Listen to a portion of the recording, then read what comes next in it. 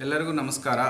ನಿಮ್ಮೆಲ್ಲರಿಗೂ ಗೊತ್ತು 21 ಜೂನ್ನಲ್ಲಿ ನೀಟ್ ಪರೀಕ್ಷೆ ನಡೆಯಲಾಗಿದೆ. ಇದರಲ್ಲಿ ತುಮಕೂರು ಜಿಲ್ಲೆಯಲ್ಲಿ ತುಮಕೂರು ಟೌನಲ್ಲಿ 13 ಸೆಂಟರ್ಸ್ನಲ್ಲಿ ಪರೀಕ್ಷೆ ನಡೆಯಲಿದೆ. ಸೊ ಇದಕ್ಕೆ ಕೆಲವು ಇನ್ಸ್ಟ್ರಕ್ಷನ್ಸ್ ನಮ್ಮಿಂದ ಕೊಡಬೇಕಾಗಿರುತ್ತದೆ. ಸೊ ಅದರಲ್ಲಿ ಮುಖ್ಯವಾಗಿ ಯಾರೇ ಆಗಲಿ ಸುಳ್ಳು ಸುದ್ದಿ, ವದಂತಿಗಳು ಮತ್ತು ತಪ್ಪು ಮಾಹಿತಿಗಳನ್ನು ನೀಟ್ ವಿಚಾರವಾಗಿ, ಎಕ್ಸಾಮ್ ವಿಚಾರವಾಗಿ ಯಾರೂ ಶೇರ್ ಮಾಡಬಾರ್ದು. ಎಸ್ಪೆಷಲಿ ಸೋಷಿಯಲ್ ಮೀಡಿಯಾಗಳಲ್ಲಿ ತುಂಬ ಕೇರ್ಫುಲ್ಲಾಗಿ ಇರಬೇಕು. ಯಾರು ಫೇಕ್ ನ್ಯೂಸನ್ನು, ರೂಮರ್ಸನ್ನು ಸ್ಪ್ರೆಡ್ ಮಾಡಬಾರ್ದು. ಇನ್ನೊಂದು ಮುಖ್ಯ ವಿಚಾರ, ಆ ದಿನ 21ನೇ ದಿನ ಬೆಳಗ್ಗೆ 10 ಗಂಟೆಯಿಂದ ಸಾಯಂಕಾಲ 6 ಗಂಟೆ ತನಕ ಸೆಕ್ಷನ್ 163 BNSS ಅಡಿಯಲ್ಲಿ ರೆಸ್ಟ್ರಿಕ್ಷನ್ಸ್ ಮಾಡಲಾಗುತ್ತೆ.